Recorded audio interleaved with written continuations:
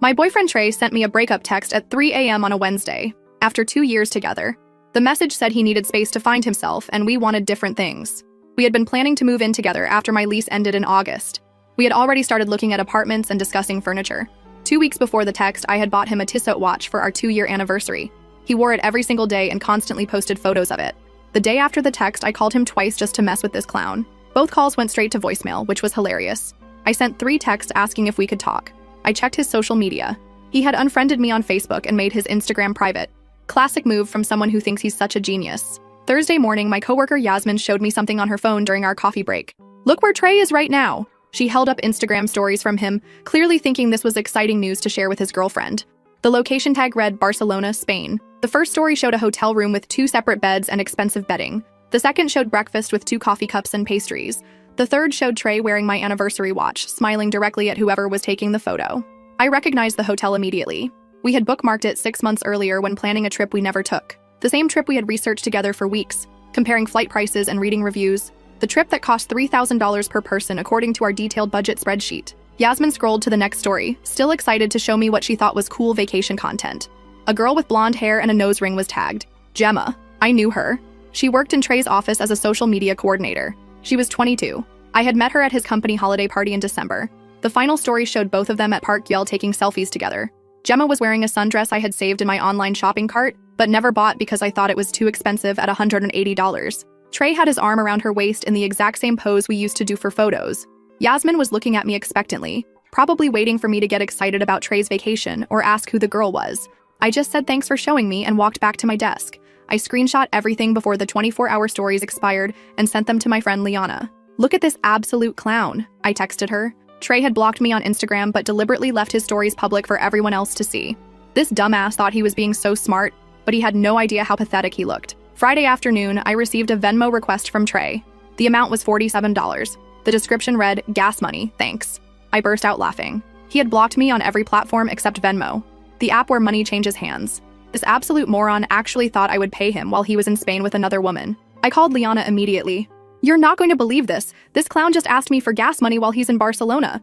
Liana couldn't stop laughing either. We both knew he was about to get a reality check. I couldn't stop refreshing their Instagram stories because this train wreck was too entertaining to miss. Every new post was more ridiculous than the last. They thought they were living their best life in Barcelona while he had the balls to ask me for money. Saturday evening, they posted photos from a rooftop restaurant in Barcelona that I recognized from our shared Pinterest board. Gemma wore the watch Trey usually wore on his right wrist. My watch. The one I had saved for 3 months to afford by bringing lunch to work every day. She had it wrapped around her wrist like a bracelet because it was too large for her tiny frame. I couldn't stop laughing at how ridiculous she looked wearing a men's watch that clearly didn't fit her. Sunday night, they returned to Chicago on a late flight. Trey posted a photo of himself at O'Hare Airport with the caption, "Back to reality." He was no longer wearing my watch anywhere in the photo. Probably gave it to his little girlfriend as some grand romantic gesture. How original. Monday morning, I was still checking Gemma's Instagram highlights because her profile was completely public. Among her stories about the Barcelona trip was something that made me stop dead in my tracks. She had posted a screenshot of her Venmo payment with some text about finally sending money for our dream trip. The screenshot showed $1847 sent to Trey with the description, "Barcelona Fund." The timestamp read, Tuesday 11:23 p.m., 4 hours before he sent me the breakup text. I screenshot that transaction and sent it to Liana with crying laughing emojis.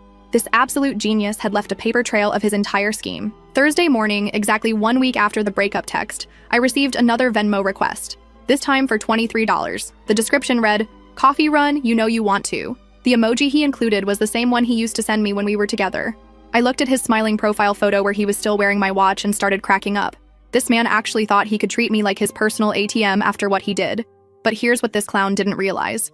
I knew exactly how to make him come crawling back. And when this dumbass did, he was going to regret ever messing with me. First update. So exactly 1 week after Mr. I Need Space sent that pathetic breakup text, I decided enough was enough. This man thought he could just ignore my calls and texts while begging for gas money? Time for a reality check. I called his office directly and asked to speak with Trey about a personal matter regarding shared expenses. The receptionist put me through immediately. When he picked up, I could hear him scrambling to get somewhere private. He started with this nervous laugh and said he couldn't talk because he was in meetings all day. I told him that was interesting since he seemed to have plenty of time for Instagram stories and Venmo requests. The silence was golden. Then he got defensive and said we needed to be mature about this breakup and that meant giving each other space to process. I asked him point blank about Gemma and the Barcelona trip. He actually had the balls to tell me I was imagining things and that Gemma was just a work friend who happened to be on vacation at the same time. When I mentioned the 1,847,000 transaction, he went completely silent for like 30 seconds. Then he claimed that was just him paying her back for covering his share of team lunch expenses over several months. I started laughing so hard I couldn't breathe. Team lunch expenses for $1,800? This man really thought I was born yesterday. He kept insisting that I was making connections that weren't there and that my behavior was becoming concerning. When I asked about my watch, he said he forgot he was wearing it and would return it soon. The way he said, forgot, like a $400 Tissot watch, just slips your mind. I told him I wanted it back by Friday and that we needed to meet in person to discuss our shared belongings. He agreed, but only if we met somewhere public. Wednesday afternoon, my sister Vivian called me completely losing her mind. Apparently our mutual friend Edgar had seen Trey's Instagram stories and told his girlfriend, who told Vivian's roommate, who finally told Vivian. Small world, right? But here's where it gets interesting. Edgar mentioned that at some work happy hour in January, Trey had been complaining about how expensive I was and how I always wanted to do costly activities. This was news to me since I was the one paying for most of our dates and bringing lunch to work to save money for his anniversary present. Vivian was absolutely livid and wanted to drive to his apartment immediately to confront him. I had to physically stop her from showing up at his place because honestly, watching this man dig his own grave was way more entertaining than having my sister tear him apart. She kept saying she never liked him anyway, and that she always thought he was using me. Classic sister response. But she wasn't wrong. Thursday morning, I get a text from Trey saying he wanted to push our meeting to Saturday because work was crazy.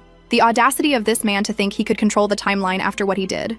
I told him Friday at 6 p.m. at that coffee shop near his office, or I'd be happy to discuss everything publicly at his workplace instead. Suddenly, his schedule opened up.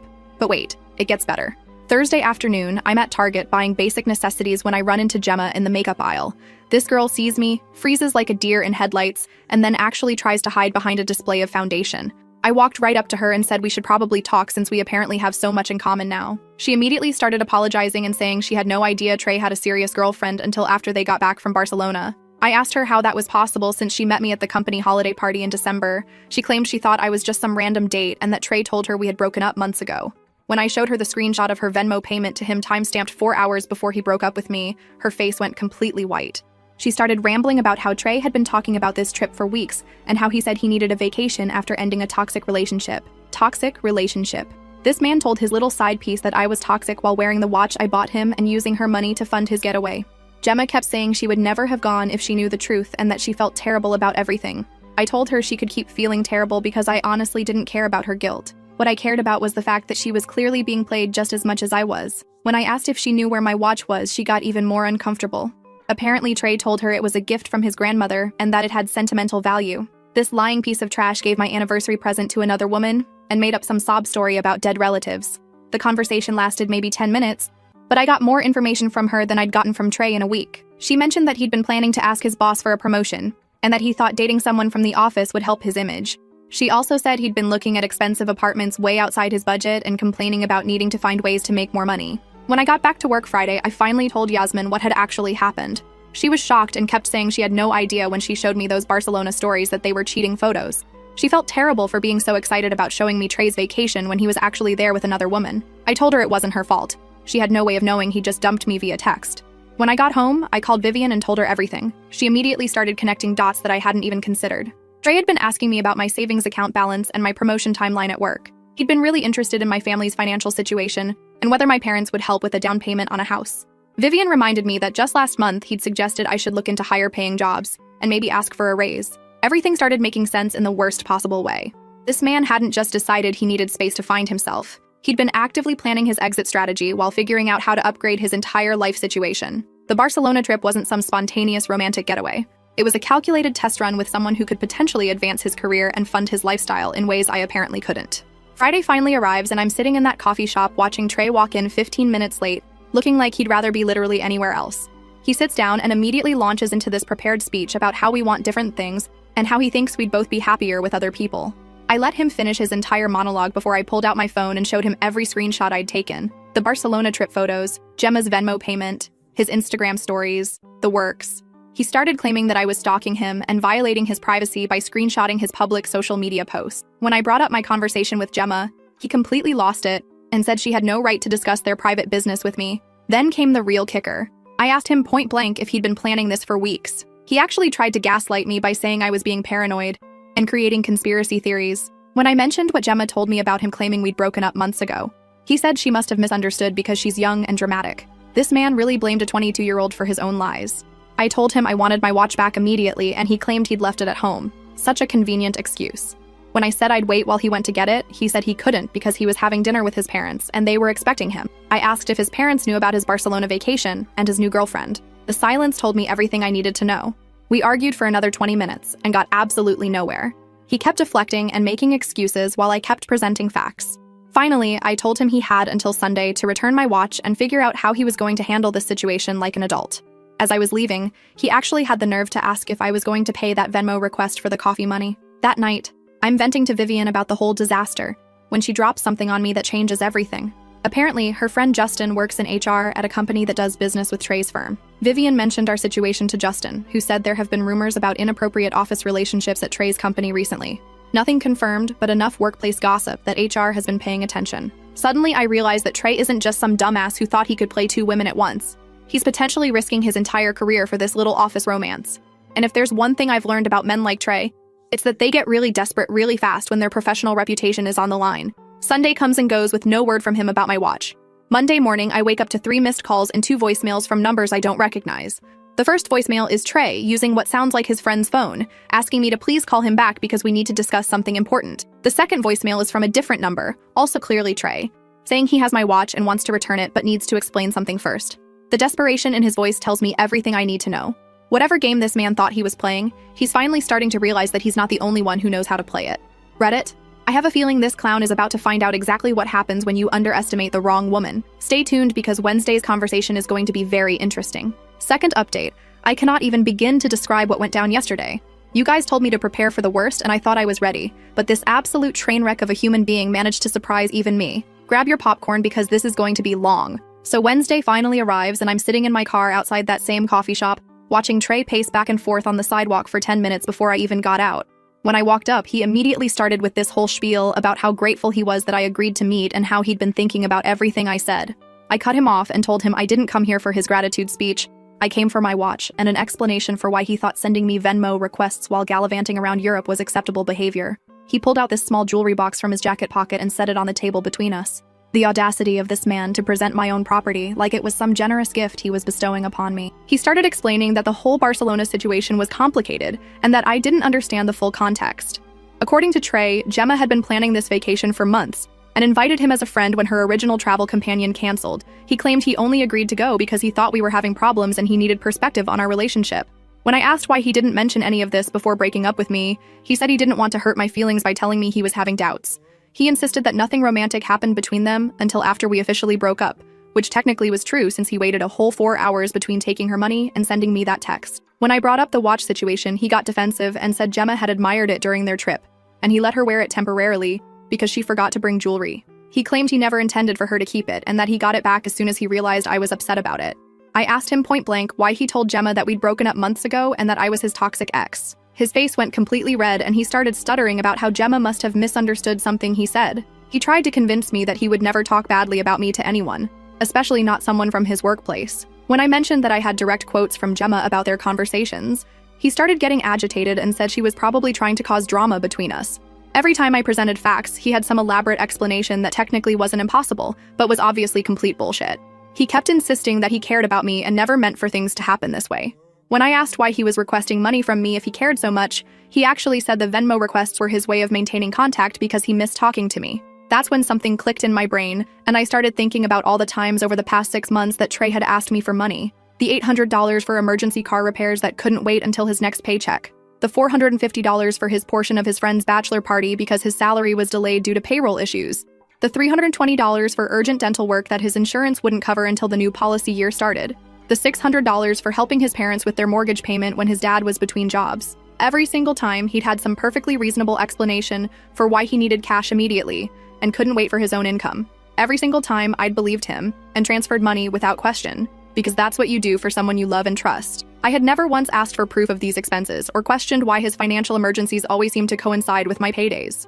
I asked him directly how much money I'd given him over the past year and watched him get uncomfortable for the first time during our conversation. He started claiming that those were loans and that he'd always planned to pay me back once his financial situation stabilized. When I pointed out that he'd never once mentioned repayment timelines or even acknowledged the amounts as debts, He said he assumed I understood that he would take care of it eventually.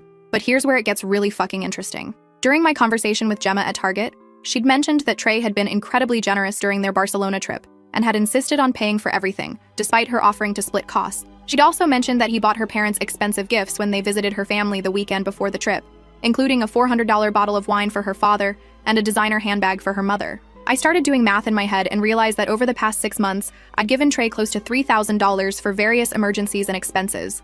Money that he'd never paid back or even mentioned again after receiving. Money that he'd apparently been using to fund his lifestyle and impress other people while telling me he was financially struggling. When I brought this up, he immediately became defensive and started claiming that I was trying to make normal relationship support sound sinister. He said that couples help each other financially, and that it was petty to keep track of every dollar. He insisted that he would have done the same for me if our situations were reversed, and that my focus on money was making him uncomfortable. I told him that what made me uncomfortable was realizing that he'd been lying about financial emergencies to extract money from me while simultaneously funding romantic gestures for another woman. He tried to argue that the timeline didn't overlap, but I reminded him that Gemma's parents received their expensive gifts the same week he'd asked me for dental work money. He started accusing me of being vindictive and trying to ruin his life over what he called misunderstandings about money. I pointed out that there was nothing misunderstood about him requesting cash for fake emergencies while planning a romantic getaway funded by his coworker. He claimed I was focusing on details instead of seeing the bigger picture, which was that our relationship had problems and we both needed space to figure things out.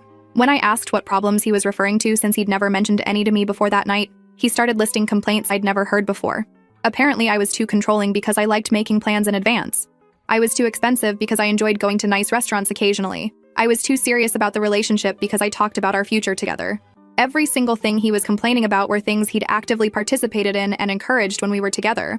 But the really rich part was him calling me expensive when I'd been subsidizing his lifestyle for months without realizing it. This man who'd been crying poverty and asking for emergency loans was now claiming that I was financially demanding. The cognitive dissonance was absolutely stunning. He tried to rewrite our entire relationship history to justify his behavior. According to Trey, he'd been feeling trapped for months but didn't know how to bring it up because I wouldn't have listened. When I asked for specific examples of times I refused to listen to his concerns, he couldn't give me any. He just kept saying I should have known he was unhappy, and that healthy relationships shouldn't require constant communication about problems. When I pointed out that healthy relationships also shouldn't require one partner to lie about financial emergencies to extract money from the other, he got angry and said I was being manipulative by bringing up financial support that he'd never actually asked for, except I had screenshots of every single Venmo transaction and text message conversation where he'd explained his various urgent needs for cash.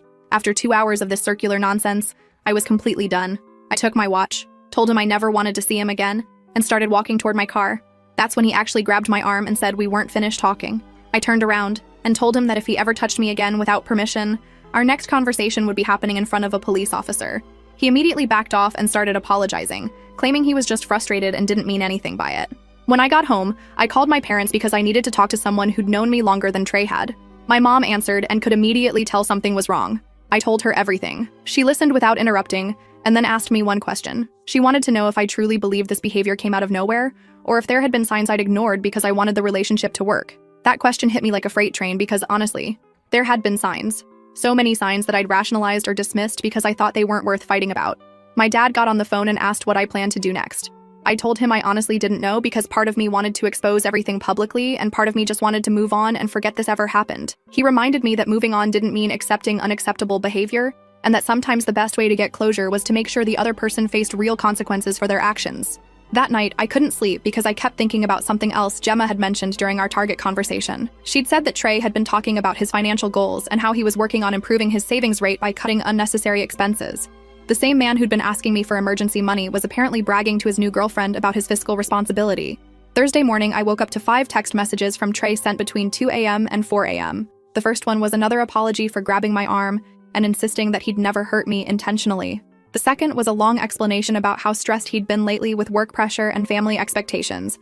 The third was him claiming that he still had feelings for me and regretted how everything had played out. The fourth message was where things got really interesting. He admitted that the Barcelona trip had been a mistake and that he'd been trying to convince himself he had feelings for Gemma when really he was just scared of commitment with me. He said seeing how upset I was made him realize that he'd been running away from something good instead of working through his issues like an adult. The fifth message was him asking if we could try couples counseling or take a break to work on ourselves individually before deciding whether our relationship was really over. This man who'd sent me a breakup text at 3 a.m. and immediately fled the country with another woman was now suggesting we work on our relationship. I showed the messages to Vivian, who who pointed out that every single one of them was focused on what Trey wanted and how Trey felt without any acknowledgement of how his actions had affected me. Even his apologies were really just excuses wrapped in sorry-sounding language. She asked if I noticed that he hadn't actually taken responsibility for any of his choices. Everything was either a mistake, a misunderstanding, or the result of external pressure. Friday afternoon, I get a call from my mom asking if I'd heard from Trey's parents recently. Apparently, his mother had called mine asking if there was anything they should know about why Trey seemed so upset lately. His mom mentioned that he'd been acting strange since his vacation and that she was worried about him. My mother, being the diplomatic saint that she is, simply said that Trey and I had broken up and that it might be best for his parents to talk to him directly about what was happening in his life. Trey's mom also mentioned that they'd been expecting to meet Gemma soon because Trey had told them he was dating someone new from work who might be joining them for Sunday dinner this weekend. This man had been introducing his rebound relationship to his family while simultaneously texting me about couples counseling and working on our relationship. I realized that Trey wasn't just manipulating me. He was playing multiple angles at once and lying to everyone in his life to maintain whatever narrative served his purposes in the moment. His parents thought he was happily moving on with someone new. Gemma probably thought they were building something serious together. I was supposed to believe he was confused and wanted to reconcile.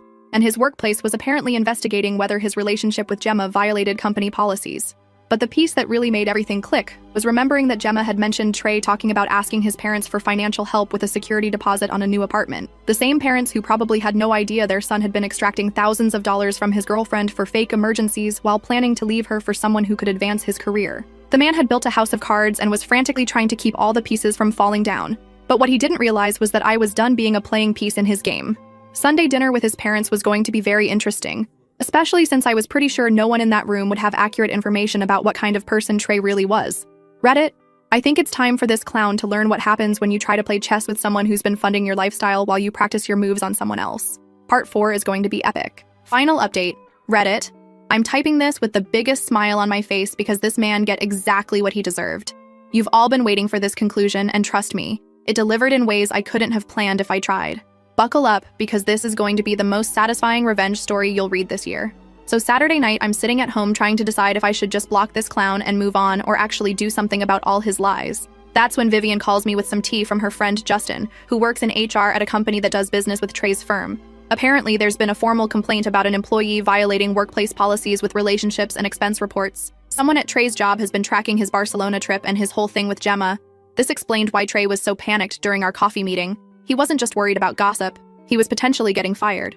All his begging about not making things worse for him suddenly made sense. Sunday afternoon, I decided enough was enough. I drove to Trey's parents' house knowing Gemma would be there for their big family dinner introduction. I didn't have some master plan, I just wanted everyone to finally know the truth about what their precious son had been doing. His mom answered the door and seemed happy to see me. She brought me into the living room where Trey was sitting with Gemma looking all coupley, while his dad asked her about her job. The look on Trey's face when he saw me was priceless. Pure terror mixed with rage that I actually showed up. His parents were acting like everything was normal and talking about how nice it was that we could all be friends after the breakup. That's when I realized Trey never told them we just broke up 2 weeks ago. They thought our relationship ended months ago, which is why they were cool with him bringing someone new around. I sat down and told his parents there might be some confusion about when things actually happened. I explained that Trey sent me a breakup text 2 weeks ago at 3 a.m. and immediately went to Barcelona with Gemma. Trey started interrupting and saying I was confused about dates, but I pulled out my phone with all the screenshots. The breakup text, his Instagram stories from Barcelona wearing my watch, everything. Gemma's face went white looking at the evidence. She finally understood that Trey had lied about literally everything regarding our relationship timeline. I told his parents about all the fake emergencies Trey had been using to get money from me. The $800 for car repairs, the $450 for bachelor party costs, the $320 for dental work, the $600 to help with their mortgage when his dad was supposedly between jobs. His dad's face went completely red and he stood up from his chair. What the hell are you talking about? I was never between jobs. We never needed help with our mortgage. His voice was getting louder with each word, and Trey started shrinking into the couch. His mom asked what dental problems because Trey never mentioned any dental issues to them. When I showed them the text where he asked me for dental money, she started shaking her head and saying, "This can't be real." Gemma mentioned that Trey bought expensive gifts for her parents the week before Barcelona. Wine for her dad that cost $400 and a designer bag for her mom. When his mom asked where he got money for expensive gifts when last month he was crying to them about needing $200 for an apartment deposit because he was completely broke, she started raising her voice asking, "How could you lie to us like this?" His dad was pacing around the room getting more angry by the minute. "So you've been taking money from everyone? From us? From her? While spending it on some girl from your office?" Trey tried to interrupt, but his dad cut him off. "Don't you dare speak right now. We raised you better than this. His parents are old school strict, and I could see where this was going. His mom was crying now, asking how her son could look her in the eye and lie about needing money while he was buying gifts for another woman's family. What kind of person did we raise? She kept saying over and over. Trey started panicking and claiming everything was just misunderstandings and bad timing. His dad exploded. Misunderstandings? You stole money from people who love you. That's not a misunderstanding, that's theft. Gemma was sitting there in shock, asking question after question. She was putting together that every story he told was different. His mom was getting more upset with each answer. Why did you need money for things that never happened? Why didn't you tell us you could afford expensive trips? She was so disappointed. Instead of apologizing, this absolute idiot started attacking me for showing up and ruining his dinner. He said I was obsessed and couldn't handle that we were over. His dad lost it completely. You think she's the problem here? She's the only one telling the truth. His voice was so loud I thought the neighbors might call the cops. You lied to everyone in this room and you're blaming her? His mom stood up and started yelling too. I don't even know who you are anymore. The son I raised wouldn't steal from his family. The son I raised wouldn't lie about emergencies for money. Trey tried to say it wasn't stealing because he planned to pay everyone back eventually. His dad was furious. When? When were you planning to pay us back? You've been lying for months.